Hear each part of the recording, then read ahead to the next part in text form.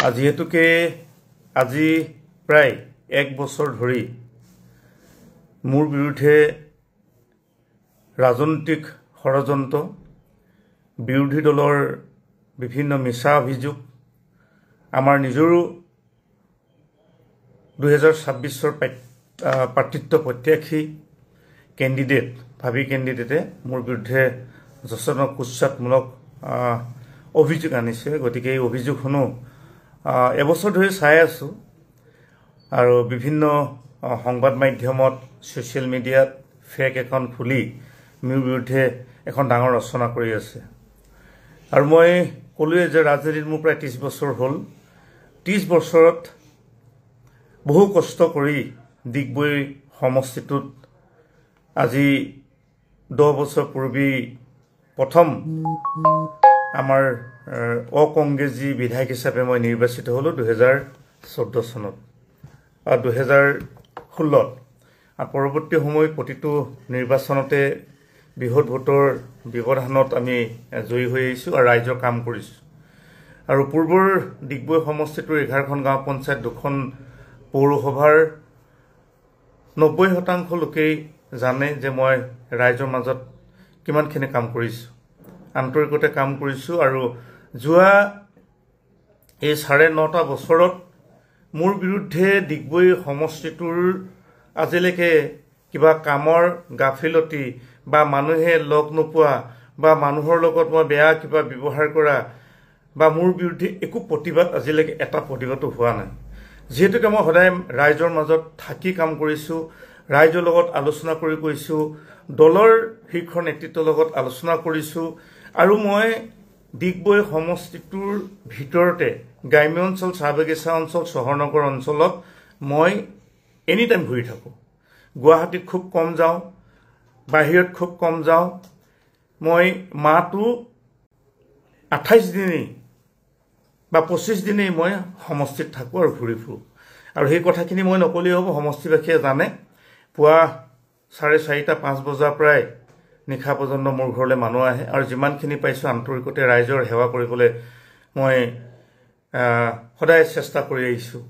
গতিকে আচলতে এনেকুৱা হৈছে, ক'ৰবাত এখন মোৰ বিৰুদ্ধে চিঠি এখন মনে সজা চিঠি এখন লিখিব, ক'ৰবাত নিউজত দিব, ক'ৰবাত ছ'চিয়েল মিডিয়াত দিব, কোনো যুক্তি নাইকিয়া মানে অৰ্থহীন কথা লৈ অযুক্তিকৰ কথাৰে মোক ভীতিগ্ৰস্ত কৰি আহিছে। মানে বদনাম হ'ব লাগে, 2026 টিকেটটো কাটিব লাগে, এনেধৰণৰ।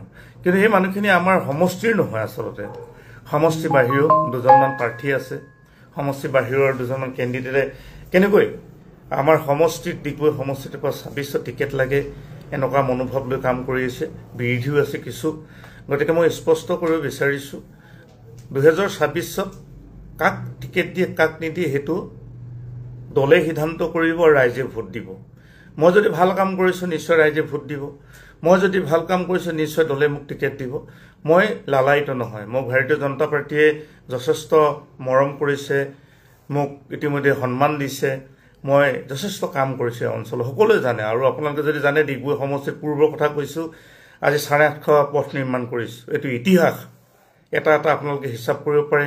ইয়াত ভাঙা স্কুল, ভাঙা যে হায়াৰ ছেকেণ্ডেৰী, ভাঙা এটা আমাৰ দলং ইয়াত নাই। যিমানখিনি পাৰিছোঁ কষ্ট কৰিছোঁ আৰু যিমানখিনি পাৰিছোঁ মাননীয় মুখ্যমন্ত্ৰী ডাঙৰীয়াৰ পৰা, চৰকাৰখনৰ পৰা আমি আঁচনি আনিবৰ কাৰণে মই চেষ্টা অব্যাহত ৰাখিছোঁ আৰু মানে সফল হৈছোঁ বুলি এই কথাখিনি মই নক'লেও ৰাইজে ক'ব। গতিকে মোৰ বিৰুদ্ধে বিশেষকৈ নিৰ্বাচন পূৰ্বে 2021 বৰ্ষটো, 2020 বৰ্ষৰ পৰা 2021 বৰ্ষটো যথেষ্ট অভিযোগ মোৰ বিৰুদ্ধে আনিলে। এইবাৰো আজি এবছৰ দিন ধৰি কণ্টিনিউ মোৰ বিৰুদ্ধে কুৎসাত ৰচনা কৰিছে। আচলতে এইটো স্পষ্টভাৱেই আমিও কওঁ, ৰাইজেও জানে যে মোৰ কৰ্মত কোনেও পাছ পেলাব নোৱাৰে, বদনাম কৰিব নোৱাৰে।